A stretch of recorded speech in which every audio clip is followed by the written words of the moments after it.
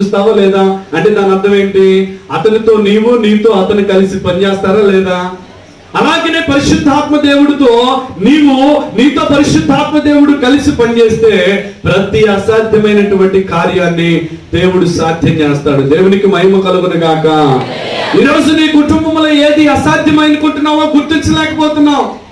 అసలు ఏది అసాధ్యమైందో, ఏది సుసాధ్యమైనదో, ఏది సమస్యో, ఏది సమస్య కాదో, ఏది శోధనో, ఏది శోధన కాదో, ఏది చిక్కో, ఏది చిక్కు కాదో, ఏది బాధో, ఏది బాధ కానిదో, ఏది రోగమో, ఏది రోగము కానిదో, ఏ విధమైనటువంటి ప్రలోభాలో లేకపోతే గ్రహపాటు, పొరపాటు, సమస్య, శోధనో, చిక్కో మనిషి గ్రహించేటట్లేడు. టీటీపీ తిన్నామా, తిరుగుతున్నామా, పడుతున్నామా?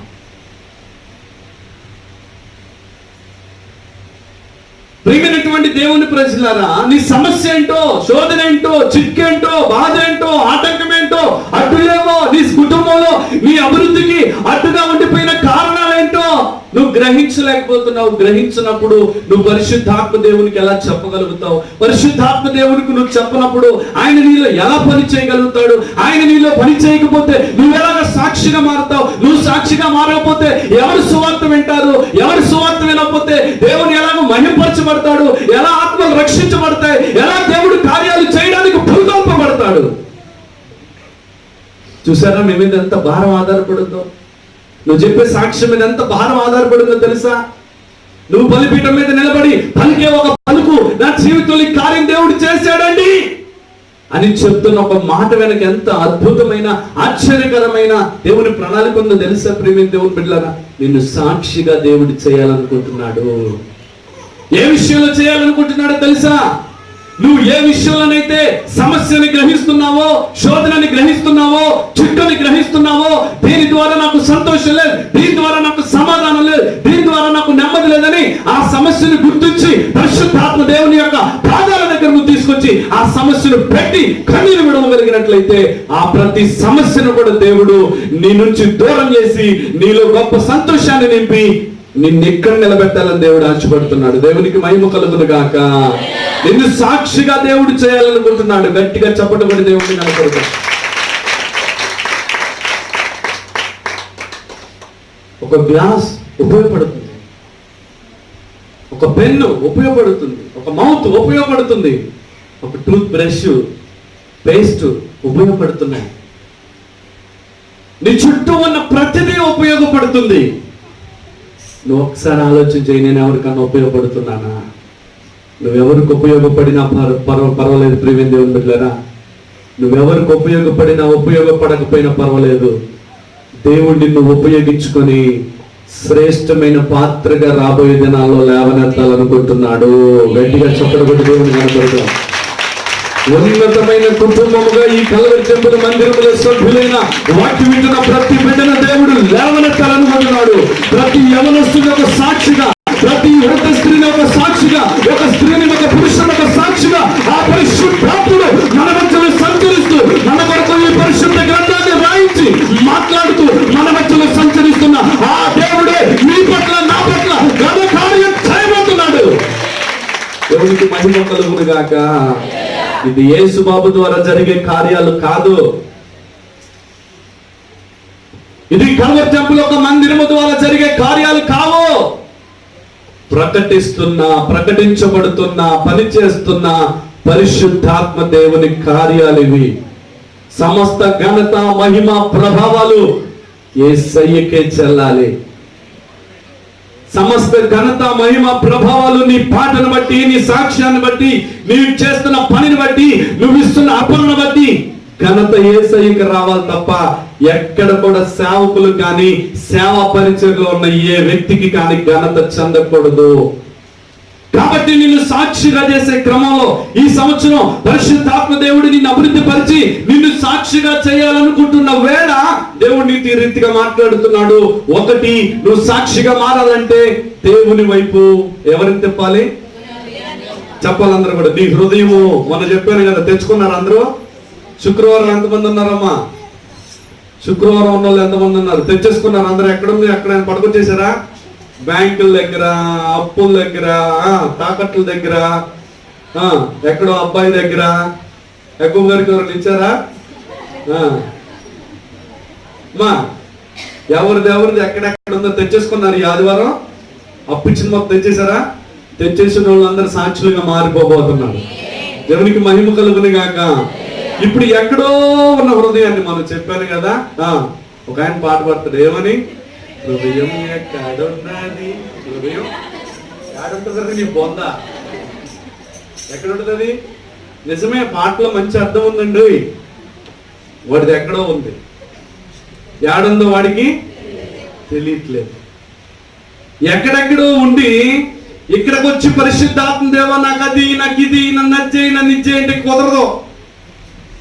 స్వరం ఉందని పాట పాడినా, కలర్ ఉన్నానని కోయర్లో ఉన్నా, టాలెంట్ ఉందని నీకు టాలెంట్ ఏదో మనుషులకు చూపిద్దామని ప్రయాసపడినా, ఇవేవి కూడా నీ జీవితంలో నిన్ను సాక్షిగా మార్చలేవు. దేవునికి మహిమ కలుగును గాక. అవి వరాలు మాత్రమే. మీకు తెలుసా, సంక్రాంతి పండుగను అడుక్కోవడానికి వచ్చిన ఒక వ్యక్తి పాట పాడతాడు. తెలుసా మీకు? ట్రైన్లో అడుక్కున్నవాడు కూడా మంచిగా పాట పాడతాడు. అది దేవుడు వాడికి ఇచ్చిన వరం. దేవుని కోసం వాడితే నువ్వు సాక్ష్యం అవుతావు. ప్రియమైన దేవుని ప్రజలారా, మందిరంలో కూడా నువ్వు వాడే స్వరం, నువ్వు పాడే పాట, నువ్వు చేసే పని, ఇవన్నీ అయ్యగారు చూస్తారనో, బయట ఉన్న వాళ్ళు నా గొంతు బాగుంటుందని 4 సార్లు పొగుడతారనో, లేకపోతే మన మందిరాన్ని గురించి 10 మంది చెప్పుకోవడం వల్ల ఏం ప్రయోజనం ఏమీ లేదు. ఈ మందిరంలో అడుగుపెట్టిన బిడ్డల బ్రతుకులు సాక్షులుగా ఉంటే దేవుడు మహిమపరచబడతాడు. దేవునికి మహిమ కలుగును గాక. ఈ క్రమంలో ప్రియమైన దేవుని బిడ్డలారా, నిన్ను సాక్షిగా చేయడానికి ఈ నూతన సంవత్సరంలో దేవుడు నీతో ఏం మాట్లాడుతున్నాడంటే, నీ హృదయము ఎక్కడ ఉందో తీసుకొచ్చి దేవుని దగ్గర పెట్టు. పరిశుద్ధాత్మ దేవునితో అనుసంధానం చేయాలి. చెప్పండి, అందరూ కూడా పక్కెంటలు చేయబట్టుకొని చెప్పండి. పురుషులు, స్త్రీలు, యవనస్తులు, చిన్నపిల్లలు అందరూ కూడా మన హృదయం ఎక్కడ ఉన్నా పరిశుద్ధాత్మ దేవునితో ఏం చేసేటట్లు తయారు చేయాలి? సహవాసం చేసేటట్లు మనము మన హృదయాన్ని దేవుని తట్టు తిప్పాలి. రెండవది చెప్పండి అమ్మా, ఏం చేయాలి? మనకు ఏదైతే అసాధ్యమైన పని అని అనిపిస్తుందో, కుటుంబంగా దేవుని యొక్క మందిరములో, దేవుని యొక్క సంఘములో, దేవుడు నీకు ఇచ్చిన కుటుంబంగా దేవుని ఎదుట మీరు కనబడాలి. దేవునికి మహిమ కలుగును గాక. ఇప్పుడు ఎలా కనబడాలండి దేవుని ఎదుట? నువ్వు, మీకు అర్థమైందని నేను చెప్పిన పాయింట్ మీరు జాగ్రత్తగా వినాలి. నీకు ఏదైతే అసాధ్యమైన పని అని అనిపిస్తుందో, ఆ పని నిమిత్తమై దేవుని ఎదుట వ్యక్తిగా, కుటుంబంగా, సంఘముగా, సమాజముగా మీరు కూడుకోవాలి. దేవునికి మహిమ కలుగును గాక. మీకు ఇప్పుడు అనిపించవచ్చు, మీ కుటుంబంలో ఒక వ్యక్తి మందిరానికి రాని వ్యక్తి ఉంటే, ఆ మందిరానికి రాని వ్యక్తి నీకు అసాధ్యం అనిపించవచ్చు. కానీ నువ్వు వచ్చావుగా, నువ్వు వచ్చి నీ హృదయాన్ని ఎక్కడో పెట్టకుండా పరిశుద్ధాత్మ దేవునికి నీ హృదయాన్ని అనుసంధానం చేసి దేవునికి నీ విజ్ఞాపన చెప్పినట్లయితే, ఏ వ్యక్తి అయితే బయట మందిరానికి రాలేని అతడే నీకు సమస్యగా మారిపోయాడో, ఆ వ్యక్తిని మార్చి ప్రియమైన దేవుని బిడ్డలారా, నీ కుటుంబం అంతా దేవుని మందిరంలో కనబడే విధంగా దేవుడు చేస్తాడు. దేవునికి మహిమ కలుగును గాక. మూడవది చెప్పండి, దేవుని ఆత్మచేత నింపబడిన సేవకుడు ద్వారా పలకబడినటువంటి ప్రతి మాట దేవుడు నా కోసమే పలికాడని నువ్వు విశ్వసిస్తే నీ పట్ల దేవుడు కార్యాన్ని చేసి నిన్ను సాక్షిగా చేస్తాడు. ఇప్పుడు ఇక్కడ దేవుని ఆత్మచేత నింపబడి ప్రకటించేది ఎవరని చెప్పాను? పరిశుద్ధాత్మ దేవుడే. ఇప్పుడు చెప్పే మాటల్లో ఎచ్చులు ఉన్నాయనుకోండి, చూస్తాడు దేవుడు. ఉన్నతున్నట్లుగా వాక్యం ప్రకటించకుండా వాళ్ళ మీద వీళ్ళ మీద విమర్శలు చేస్తూ, ఆ సంఘాలు, ఈ సంఘాలు, ఆ సేవకులు, ఈ సేవకులు అనే విమర్శలు చేస్తూ, అనేక మందిని గాయపరిచే మాటలంటూ ఒక పావు గంట సమయాన్ని వ్యర్థంగా విమర్శలకి, ఆ ఎచ్చులకి, మన సంఘం అది చేసింది తెలుసా, మన సంఘం ఇది చేసింది తెలుసా అని చెప్పామనుకోండి, నా వాక్యానికి ఇవ్వాల్సిన సమయం ఇవ్వకుండా వీడు ఎచ్చులు ఎక్కువ చెప్పుకున్నాడని ఆ ఎచ్చులను దేవుడు ఏం చేస్తాడు? తగ్గిస్తాడు. ప్రియమైన దేవుని ప్రజలారా, ఆత్మావేశముతో నింపబడిన దైవజనుడు ప్రకటించబడుతున్నటువంటి దేవుని యొక్క మాటలు నా కొరకే, నన్ను బలపరచడానికే, నన్ను దీవించడానికే, నన్ను అభివృద్ధి పరచడానికే, నన్ను దేవుడు సాక్షిగా మార్చడానికే ఈ దైవజనుడి ద్వారా నన్ను సరి చేసుకోమని మాట్లాడాడు. నేను సరి చేసుకుంటాను. నా ప్రవర్తన మార్చుకోమని మాట్లాడాడు. నా ప్రవర్తన మార్చుకుంటాను. నా ఆలోచన విధానం మార్చుకోమని చెప్పాడు. ఈ సంవత్సరం నేను మార్చుకుంటాను. నా హృదయాన్ని మార్చుకోమని చెప్పాడు. నా హృదయాన్ని మార్చుకుంటాను. నా జీవితాన్ని యేసయ్యకి ఇవ్వమని చెప్పాడు. ఇస్తాను, బాప్తిస్మం తీసుకుంటాను, క్రీస్తు శరీర రక్తాల్లో పాలుపంపులు పొందుకొని ఒక సాక్షిగా నేను ఈ మందిరంలో నిలబడాలనుకుంటున్నాను అన్నప్పుడు దైవ శక్తి ద్వారా ప్రకటించబడుతున్న దైవుని యొక్క సేవకుని మాట దేవుని మాటగా నువ్వు స్వీకరించాలి. అక్కడ జరిగింది అదే. 2వ దినవృత్తాంతముల గ్రంథం 20వ అధ్యాయము 15వ వచనము 20వ వచనాన్ని చూడండి ఒకసారి. దానికి పైన ఒక మాట చదవండి. అక్కడ ఒక ప్రవక్త పేరు ఉంటది. 20వ అధ్యాయము 14వ వచనం. అప్పుడు మత్తన్యాకు పుట్టిన యెహీయేలు కుమారుడైన బెనాయాకు జననమైన జకర్యా కుమారుడును ఆసాపు సంతతి వాడును లేవీయుడునగు యహాజీయేలు సమాజములో ఉండును. యెహోవా ఆత్మ అతని మీదకి రాగా అతడు ఇలాగూ ప్రకటించెను. ఇప్పుడు చెప్పండి, ఎవరొస్తే ఆయన ప్రకటిస్తున్నాడు? అందరు చెప్పాలండి, ఎవరొస్తే ప్రకటిస్తున్నారు? దేవుని యొక్క ఆత్మ తనలోనికి వస్తే అతడు ప్రకటిస్తున్నాడు. ఇప్పుడు దైవ సేవకుడు దేనితో నీతో ప్రకటిస్తున్నాడండి? దేవుని ఆత్మ చేత నింపబడి వాక్యముతో నిత్యము ధ్యానం చేస్తూ దేవుడు ప్రత్యక్షత ద్వారా అనుగ్రహించబడిన వాక్య ధ్యానాన్ని నీ కొరకు పరిశుద్ధాత్మ దేవుడు ప్రకటిస్తున్నప్పుడు ఆ మాటలు నువ్వేం చేయాలి? నా కొరకే దేవుడు మాట్లాడాడని స్వీకరిస్తే, అంటే ఇక్కడ ఈ గ్రంథంలో ఎప్పుడైతే అతను ప్రకటించాడో 20వ అధ్యాయంలో ప్రియమైన దేవుని బిడ్డలారా చూడండి, ఏం చెప్పాడు? 15వ వచనంలో యెహోవా ఆత్మ అతని మీదకి రాగా అతడు ఇలాగూ ప్రకటించును. యూదా వారులారా, యెహోషాపాతు, యెరూషలేము కాపురస్తులారా, యెహోషాపాతు రాజా, మీరు అందరూ ఆలకించుడి. చూడండి ప్రియమైన దేవుని బిడ్డలారా, మీరు భయపడద్దు, జడియొద్దు, నేను మీ పక్షాన నిలబడబోతున్నాను. దేవునికి మహిమ కలుగును గాక. ఆత్మచేత నింపబడి సేవకుడు, అయ్యా మీ పక్షాన నేను కాదు నిలబడేది, దేవుడు నిలబడబోతున్నాడు. మీ కన్నీరు దేవుడు తుడబోతున్నాడు. మీ సమస్య దేవుడు తొలగించబోతున్నాడు. మీ శోధన దేవుడు తొలగించబోతున్నాడు. మీ కన్నీరు దేవుడు విడిపింపబోతున్నాడు.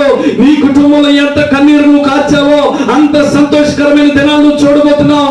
ఎంత నిరాశతో ఎంత మంది చేత విమర్శించబడ్డావో, ఎంత మంది చేత గాయపరచబడ్డారో, ఎంత మంది గురించి మీరు భయపడ్డారో, ఎంత మంది గురించి మీరు దిగులు చెందుతున్నారో, ఆ దిగులంతా యేసయ్య కొట్టివేయబోతున్నాడని ప్రవక్త ఎప్పుడైతే నిలబడి దేవుని ఆత్మచేత నింపబడి బోధించాడో అతనికి వారు లోబడిపోయారు. ఏం చేశారండి వాళ్ళు? ఎప్పుడు ఇంతే చెప్తారులే, ఎప్పుడు అదే చెప్తారులే, ఎప్పుడు ఆ వాక్యం అంతే చెప్తారులే. మా అయ్యగారు తెలుసా, బాగా చెప్తాడు, ఏం ప్రయోజనం లేదు మీకు. నేను బాగానే చెప్తాను, దేవుని ఆత్మచేత నింపబడే చెప్తాను, దేవుని యొక్క వాక్యాన్ని ఉన్నదన్నట్టుగానే చెప్తాను.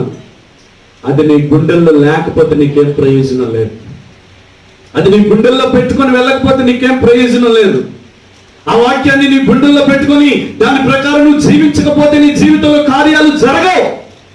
నీ జీవితంలో కార్యాలు జరగాలంటే కొన్ని వాగ్దానాలు పట్టుకొని వెళ్ళు, కొన్ని దేవుని మాటలు పట్టుకొని వెళ్ళు. సరి చేయబడవలసి వస్తే ప్రియమైన దేవుని బిడ్డలు ఒక బంగారు వస్తువు తయారవ్వాలంటే అది అగ్నిలో వేయబడాలి, కాల్చబడాలి, శుద్ధి చేత కొట్టబడాలి, సరి చేయబడాలి, తీయవలసిన మస్తంతా తీసేయాలి, వేస్టేజ్ అంతా తొలగిస్తే ఒక బంగారపు బొట్ట తయారవుద్ది తెలుసా. అది కొలిమిలో కొట్టబడిన తర్వాత, చెత్తంతా తీయబడిన తర్వాత, మలినమంతా కొట్టివేయబడిన తర్వాత అది కొలిమిలో వేస్తే ఒక బంగారపు చెవికి తగిలించుకునే బొట్ట అవుద్ది. అవునా? నువ్వు ఒక బంగారమైన జీవితం కలిగి నువ్వు జీవించాలంటే, ఆశీర్వాదకరమైన అభివృద్ధి వైపు దేవుడు నిన్ను నడిపిస్తాను అని చెప్తున్నాడు. నేను నడిపించదను అని చెప్తున్నాడు దేవుడు.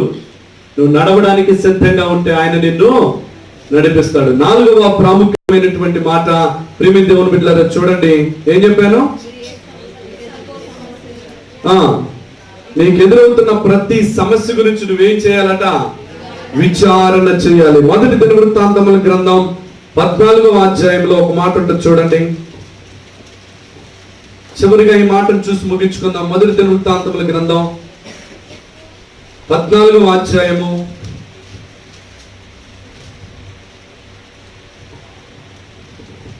10వ వచనం. ఫిలిష్తీయుల మీదకి నేను పోయిన యెడల నీవు వారిని నా చేతికి అప్పగించుదువా అని దావీదు దేవుని యొద్ద విచారణ చేయగా, యెహోవా పొమ్ము, నేను వారిని నీ చేతికి అప్పగించదనని సెలవిచ్చెను. చెప్పండి అందరూ కూడా. దావీదు, అందరు మాట్లాడాలి. దావీదు విచారణ చేయగా దేవుడు సెలవిచ్చెను. పక్కన చేయబట్టుకుని చెప్పండి. దావీదు విచారణ చేయగా దేవుడు సెలవిచ్చెను. ప్రియమైన దేవుని ప్రజలారా, ఈ రోజు నువ్వు సాక్షిగా మారాలని ఉంది, కానీ మారలేకపోతున్నావు. అభివృద్ధి చెందాలని ఉంది, చెందలేకపోతున్నావు. ఉన్నతమైన స్థితి కలిగి ఉండాలని ఉంది, దానికి అడుగులు పడలేకపోతున్నాయి. ఉన్నతమైన శిఖరాల్లో ఉండాలని ఉంది, కలగలేకపోతున్నావు. ఏదో ఒక అడ్డు నిన్ను వెంటాడుతూ ఉంది.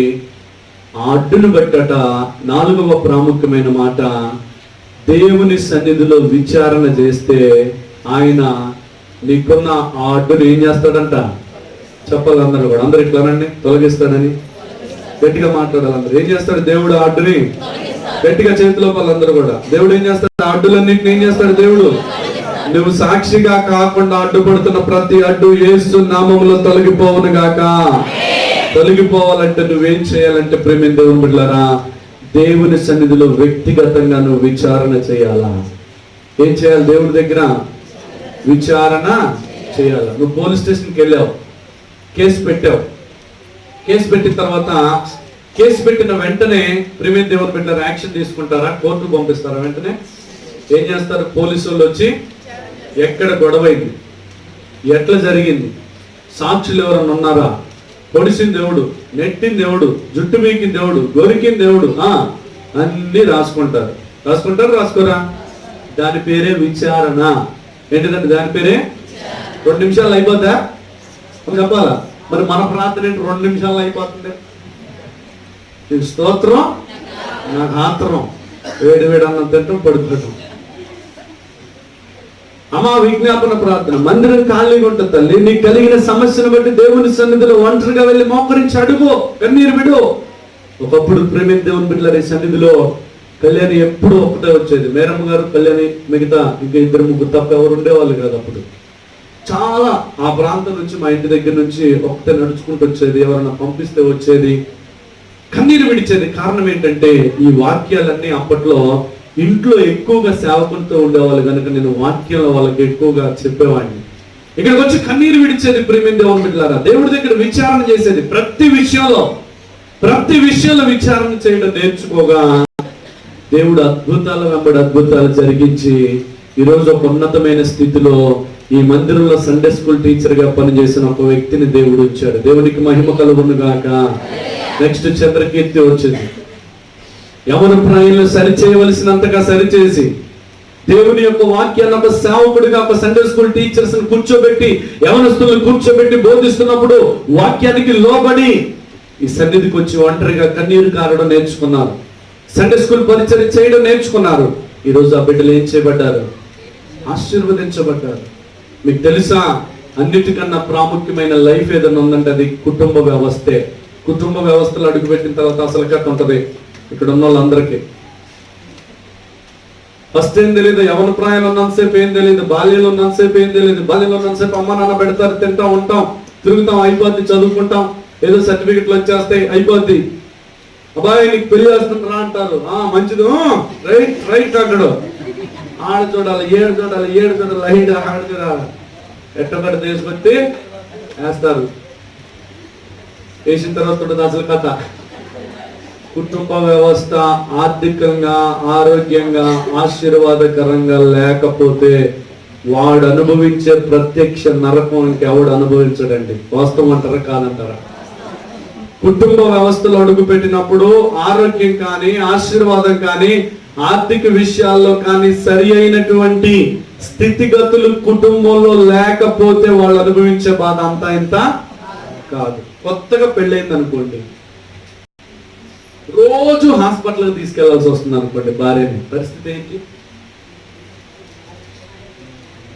అంటే దేవుని పాదాల దగ్గర యవన కాలంలో నీ యవనాన్ని బట్టి విచారణ చేస్తే, అంటే ప్రార్థన చేస్తే, నీ భవిష్యత్తు గురించి దేవుడిని అడిగితే నీ భవిష్యత్తుని దేవుడు బంగారంగా తీర్చిదిద్దుతాడు. దేవునికి మహిమ కలుగును గాక. ఏ కాలానికి కావలసిన ఫలాలు ఆ కాలానికి ఇచ్చి, ఏ సమయంలో ఇవ్వాల్సిన ఆశీర్వాదం ఆ సమయంలో ఇచ్చి, ఏ సమయంలో నువ్వు సుఖంగా జీవించడానికి దేవుడు పరిస్థితులను ఏం చేస్తాడు? అనుకూలపరుస్తాడు. ఎప్పుడు? యవన కాలంలో దేవుని పాదాల దగ్గర నువ్వు గడిపినప్పుడు. దేవునితో ప్రత్యేకమైన సంబంధం లేకుండా, దేవునితో వ్యక్తిగతమైన సంబంధం లేకుండా విచారణ చేసే, నీ చదువు గురించి నువ్వు విచారణ చేయాలా, నీ ఉద్యోగం గురించి నువ్వు విచారణ చేయాలా, నీ కుటుంబం గురించి నువ్వు విచారణ చేయాలా, నీ బిడ్డల గురించి నువ్వు విచారణ చేయాలా, నీ స్థితిగతుల గురించి నువ్వు విచారణ చేయాలా, నీ కుటుంబ సభ్యుల గురించి విచారణ చేయాలా, నీ సేవకుడి గురించి విచారణ చేయాలా, నీ సంఘం గురించి విచారణ చేయాలా. అలా విచారణ చేసేటువంటి సంఘంగా, వ్యక్తులుగా ఎవరైతే ఉంటారో వాళ్ళ జీవితాల్లో ఆశీర్వాదాలు దేవుడు వెంటనే అనుగ్రహిస్తాడు. దేవునికి మహిమ కలుగును గాక. దావీదుకు సమస్య వస్తేనంట దేవుడు పాదాల దగ్గర పడి అడుగుతున్నాడంట. ఏంటి? దావీదు విచారణ చేయగా యెహోవా అతనికి సెలవిచ్చెను. అందరు చెప్పండి. దావీదు విచారణ చేయగా దేవుడు ఏం చేశాడు? నువ్వు నేను సాయంత్రం కాల సమయంలో ముసలమ్మ ముచ్చట్లు పెట్టుకోకుండా, అబ్బాయి చిన్నడా సురేష ఏం సీరియల్ అది ఇందాక వచ్చేటప్పుడు చెప్పినవుగా, కార్తీక దీపం వదినమ్మ. ఎంతమంది వదినమ్మలు ఉన్నారు? ఇప్పుడు చేతులు ఎత్తాలి. ఇక్కడ చేతులు ఎత్తాలా? ఇవాళకి దీని మీదనే పడతాం, ప్రసంగం ముగిద్దాం దీని మీద. ఎంతమంది వదినమ్మలు ఉన్నారు? చేతులు ఎత్తాలి నిర్మమాటంగా. అమ్మా చేతులు ఎత్తండి. వదినమ్మ సీరియల్ చూసేవాళ్ళు ఎంతమంది? కార్తీక దీపం. అమ్మా పర్లేదు ఎత్తండి, ఏం కాదు. నేనేమన్నాను మీకు కలిగే నష్టాలు ఏంటో చెప్తాను. ఏమన్నా అమ్మ చేతులు ఎత్తాలి. అయ్యా మీలో కూడా ఉన్నారు. ఒక్కటిగా ఆడనమాట అత్తన్నాడు, నేను లేను అనుకుంటా రాత్రి. అమ్మ ఏం చేస్తున్నాను? వదిన సీరియల్ చెప్తున్నాను. నీకు కావాల్సి వచ్చారు వదిన మీతో. ఏమయ్యా అమ్మా ఇంకెవరైనా ఉన్నారా?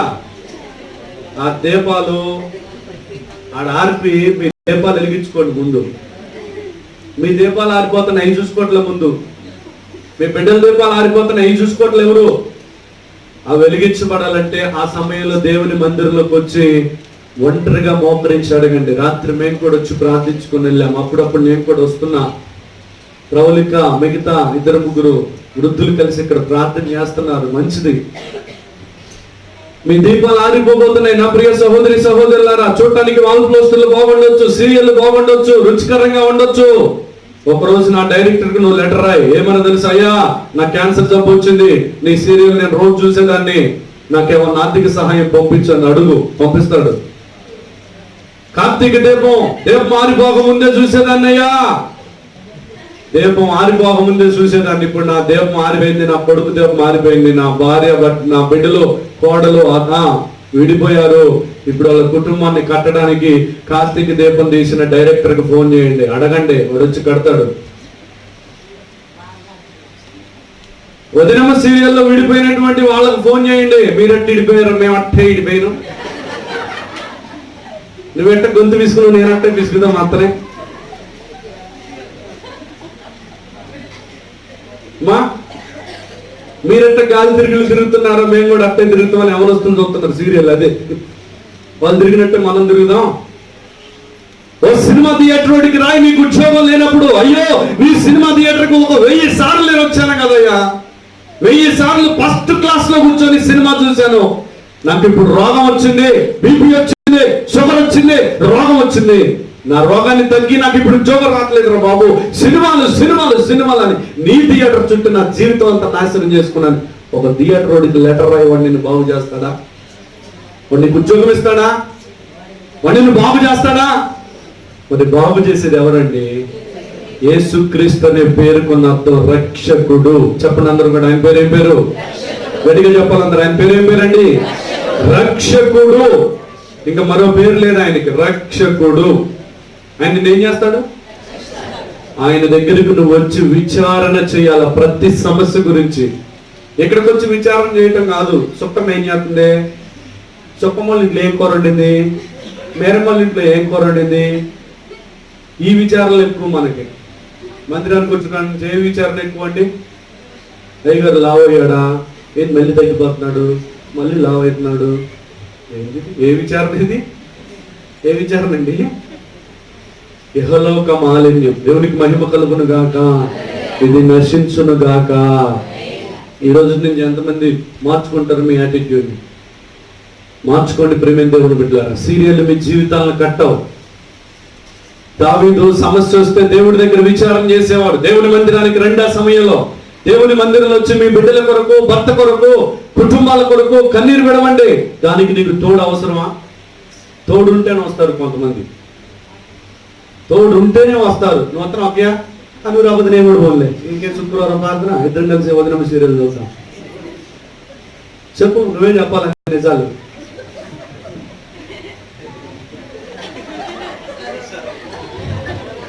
సొరపక్క లేదంటుంది కదా. దేవుడిని దీవించును గాక. చెప్పండి, ఇప్పుడు చెప్పాలండి. దావీదు సమస్య వస్తే ఎవరి దగ్గరికి వచ్చి విచారం చేసేవాడు? మరి నీకు ఎన్ని సమస్యలు ఉన్నాయి? నువ్వు రోజు వచ్చి మందిరంలో ఏడ్చినా నీ సమస్యలు లేవు, అవునా కాదా? మరి ఎక్కడికి వచ్చి విచారం చేయాలి? నువ్వు దేవుని మందిరంలో వచ్చి నువ్వు నీ సమస్య గుర్తించుకొని రాసుకో. నా సమస్య ఇది పోవాలంటే ఇన్ని దినాలు ఉపవాసం ఉంటాను, ఇన్ని దినాలు మందిరానికి వస్తాను, ఇన్ని దినాల మందిరంలో కన్నీరు విడుస్తాను. దేవుడు నా పట్ల కార్యం చేయాలని నువ్వు ఆశపడినట్లయితే దేవుడు నీ జీవితంలో కార్యం చేస్తాడు. దేవునికి మహిమ కలుగుని గాక. ఒకటేంటిదండి, పరిశుద్ధాత్మ దేవుడు పరిశుద్ధ గ్రంథాన్ని రాయించినవాడు. పరిశుద్ధాత్మ దేవుడు పరిశుద్ధ గ్రంథాన్ని ప్రకటింపజేస్తున్నవాడు. పరిశుద్ధాత్మ దేవుడు మనతో సంచారం జరిగిస్తున్నవాడు. పరిశుద్ధాత్మ దేవుడు మనలో ఉండి పని చేయడానికి సిద్ధంగా ఉన్నవాడు. సిద్ధంగా ఉండి మనల్ని సాక్షులుగా మార్చాలంటే మనం ఏం చేయాలి? ఒకటి, దేవుని వైపు మన హృదయాన్ని తిప్పాలి. దేవుని సన్నిధిలో కుటుంబంగా కుటుంబ ప్రార్థన ఇంట్లో ప్రారంభించి కుటుంబంగా దేవుని సన్నిధిలో నువ్వు కనబడాలి. మూడవది, దేవుని ఆత్మచేత నింపబడిన దైవ సేవకుల ద్వారా ప్రకటించబడుతున్న వాక్యం నీలో గుర్చుకుంటున్నప్పుడు సరిచేయబడవలసి వస్తే నువ్వు సరిచేయబడాలి. నాలుగవది, నీ సమస్యల గురించి నువ్వు దేవుడి దగ్గర ఏం చేయాలి? విచారణ చేయాలి. ఎలా నువ్వు చేయగలిగినట్లయితే నిన్ను, నన్ను, మనందరినీ దేవుడు సాక్షిగా మార్చబోతున్నాడు. మోకరిద్దాం, కళ్ళు మూసుకొని ప్రార్థనలో ఏకీభవిద్దాం. దయచేసి 11:10 కల్లా వచ్చే ఆదివారం మందిరంలో ఉండాలని మనం చేస్తున్నాను. ఆరాధనలో ఉండాలి. మీరు ఒక ప్రత్యేకమైన పాటలు పాడాలి. మీ వంతుగా చేయగలిగిన పరిచర్య మీరు మందిరంలో చేయాలి బిడ్డలారా. దాని కొరకు దేవుడు ఎదురు చూస్తున్నాడు. నీకు ఇచ్చిన తలాంతులను దేవుని కొరకు వాడకపోతే, దేవుడు నీకు ఇచ్చినటువంటి తలాంతులు దేవుని ఎదుట నువ్వు నిలబెట్టుకోలేకపోతే, ఒకవేళ తలాంతులు లేక కలవరంలో నువ్వు ఉన్నప్పుడు, నేను ఇచ్చిన తలాంతులను వాడలేదు గనుక, నా కొరకు పాడలేదు గనుక, ఇతరుల కొరకు ప్రార్థించలేదు గనుక, నీ జీవితాన్ని నువ్వు సరి చేసుకోలేదు గనుక సంవత్సరాలు ఎన్నో గడిచిపోతున్నాయి, రోజులు ఎన్నో గడిచిపోతున్నాయి, దినాలు ఎన్నో గడిచిపోతున్నాయి. నువ్వెవరికి ఉపయోగకరంగా ఉన్నావు? నీ జీవితం ఎవరికి ఉపయోగకరంగా ఉంది? నశించిపోతున్న ఆత్మలు రక్షించబడాలనే ఆశ నీలో లేదా? నశించిపోతున్న నీ భర్త, నీ కుమారుడు రక్షించబడాలనే ఆశ నీకు లేదా?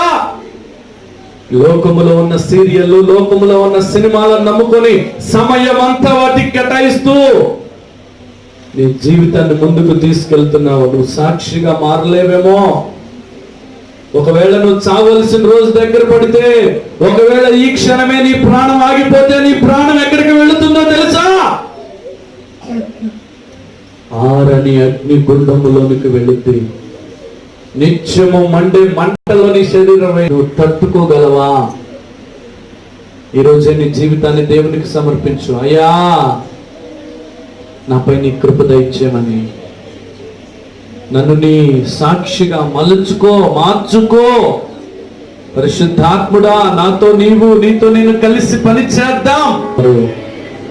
మీరున్న చోటున లేచి నిలబడండి. నేను మీ కొరకు ప్రార్థన చేస్తాను. పరిశుద్ధాత్మ దేవుడితో కలిసి నా జీవితాన్ని ముందుకు తీసుకెళ్లాలనే ఆశ నాకున్నది అన్నవారు, ఇష్టము నాకు కలుగుతున్నది అన్నవారు లేచి నిలబడండి. నేను మీ కొరకు ప్రార్థన చేస్తాను. దయచేసి నా తల్లి ఒకసారి కళ్ళు తెరిచి ఒకసారి నా వైపు చూడండి. ఒక నిమిషం ఒక చిన్న మాట చెప్తున్నాను, వినండి పిల్లరా. ఒక నిమిషం అందరు జాగ్రత్తగా ఒక మాట వినండి. దేవుడు ఎప్పుడు నీలో పనిచేయడం ప్రారంభిస్తాడో తెలుసా బిడ్డలారా? పరిశుద్ధాత్ముడు నీ వెనక ఎప్పుడు పని చేయడం ప్రారంభిస్తాడో తెలుసా? ఇద్దరు నూతనంగా వివాహం చేసుకోబోతున్నా ఇద్దరిని తీసుకొచ్చామనుకో, అటొకరు కూర్చున్నారు, ఇటొకరు కూర్చున్నారు. ఫస్ట్ స్త్రీని కానీ యవన పురుషుని కానీ అడిగే ప్రశ్న ఏంటి? అబ్బాయి నీకు నచ్చాడా అని అడుగుతారు, అమ్మాయి నీకు నచ్చిందా అని అడుగుతారు. నచ్చిన తర్వాతనే మిగతా విషయాలు మాట్లాడతారు. ఈరోజు నీ జీవితం కూడా అంతే. యేసయ్యతో ఉండడానికి నీకు ఇష్టమా లేదా? నీకు ఇష్టమైనట్లయితే నీ ఇష్టాన్ని దేవునికి పూర్తిగా తెలియచేయి. యేసయ్య నీతో సహవాసం చేసి నిన్ను గొప్ప వ్యక్తిగా మార్చాలనుకుంటున్నాడు, గొప్ప సాధనంగా వాడాలనుకుంటున్నాడు. ప్రతి ఒక్కరు కళ్ళు మూసుకొని ప్రార్థన చేద్దాం. యేసయ్య నన్ను దర్శించిన ఆయన, అయ్యా ఎంతవరకు నువ్వు ఉన్నావన్న సంగతి తెలుసు. సేవకుడు మాట్లాడుతున్నప్పుడు ప్రకటిస్తున్నావన్న సంగతి తెలుసు. ఏదో నామకార్థంగా మందిరంలోకి వచ్చి నామకార్థంగా మందిరాన్ని విడిచిపోయేవాడినే కానీ నేనే వాక్యాన్ని నేర్చుకోలేకపోతున్నాను ప్రభువా. జీవితంలో గొప్ప కార్యాలు సాధించలేకపోతున్నాను ప్రభువా. నాపై నీ కృప దయచేయమని నీ కుడి హస్తాన్ని పైకెత్తి దేవునికి చెప్పండి. నన్ను అంగీకరించి ప్రభువా, నీతో నడవాలని నా మనసు ఇష్టపడుతుందయ్యా. నీ కార్యాలు చూడాలని నా మనసు ఇష్టపడుతుందయ్యా. నీ కృప నా కుటుంబంలో కావాలని ఆశపడుతున్నాను ప్రభువా. నాతో రండి ప్రభువా, నాతో కలిసి సహవాసం చేయండి తండ్రి.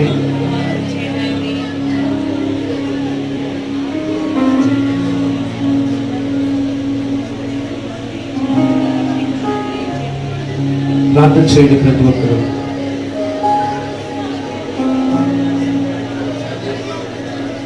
ప్రతి ఒక్కరు ప్రార్థించండి. నువ్వెవరికి ఉపయోగపడుతున్నా? నీ జీవితం ఎవరికి ఉపయోగపడుతుంది? ఒక సీరియల్కి బానిసైపోయాడు, ఒక సినిమాకు బానిసైపోయాడు. నీ సమస్యలను బట్టి దేవుని దగ్గర విచారణ చేయవలసిన నీవు ఒక టీవీకి బానిసైపోయావే. ఒక టీవీ నిన్ను రక్షించలేదు, ఒక సీరియల్ నిన్ను రక్షించలేదు, ఒక సినిమా నిన్ను రక్షించలేదు, ఒక సెల్ ఫోన్ నీ బ్రతుకుని ఆశీర్వాదకరంగా మార్చలేదు. ప్రార్థించేద్దామయ్యా. కుటుంబ వ్యవస్థలోనికి నేను అడుగు పెట్టబోతున్నాను తండ్రి. నా కుటుంబంలో క్షేమం కావాలి. కుటుంబంలో ఉన్నాను ప్రభా, నా కుటుంబంలో క్షేమం కావాలి. నీ కృప మాకు దయచేయండి ప్రభా. ప్రతి ఒక్కరు ప్రార్థన చేస్తూ కలిగి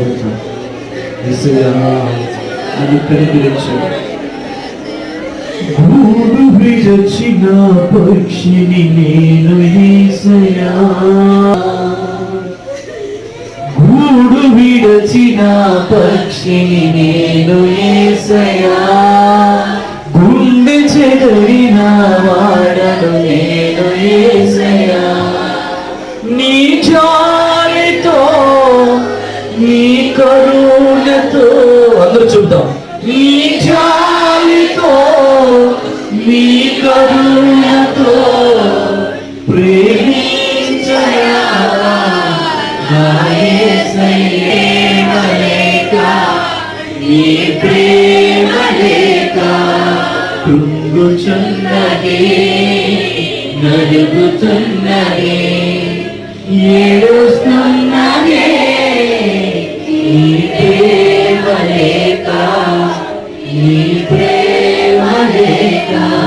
యేసయ్యా నీ ప్రేమ నాకు కావాలయ్యా, నీ కృప నాకు కావాలయ్యా, నీ దయ నాకు కావాలయ్యా. నీలో నేను ఎదగాలయ్యా, నా కుటుంబం నీలో ఫలించాలయ్యా, నా జీవితంలో సాధ్యమైన కార్యాలు సాధ్యపరచబడాలయ్యా. నా భవిష్యత్తును దీవించయ్యా. ఆశపడిన వారు మీ కూడా వస్తాయి. నేను మీ కొరకు ప్రార్థన చేస్తాను. మహాపరిశుద్ధుల కృప కలిగిన మా యేసయ్యానికి స్తోత్రాలు. ఈ ఉదయకాల ఆరాధనలు ఎంతమంది బిడ్డలైతే ప్రభువా నీ తట్టు తన హృదయాలు చెప్పడానికి, కుటుంబంలో వ్యక్తులుగా నీ ఎదుట కనబడటానికి, ఆత్మావేశంతో ప్రకటించబడిన దైవ వాక్యాన్ని దాని ప్రకారం జీవించడానికి, మీ యొక్క విచారణ చేయడానికి ఎంతమంది బిడ్డలైతే తీర్మానం చేసుకున్నారో వారందరినీ దీవించబడును గాక అని ప్రకటిస్తున్నాను ప్రభా. ఆశీర్వదించబడుదురుగా కానీ ప్రకటిస్తున్నాను. కుడి హస్తం ఎత్తిన బిడ్డ ప్రతి హస్తము సాక్షులుగా మారునుగా కానీ ప్రకటిస్తున్నాను. బలవంతులైన సాక్షులుగా మారుదురుగా కానీ ప్రకటిస్తున్నాను. యవనస్తుల జీవితాలు వెలుగులతో నింపబడునుగా కానీ ప్రకటిస్తున్నాను. ప్రభు కృపతో వర్ధిల్లింప చేయమని యేసు నామములో ప్రార్థిస్తున్నాను తండ్రి.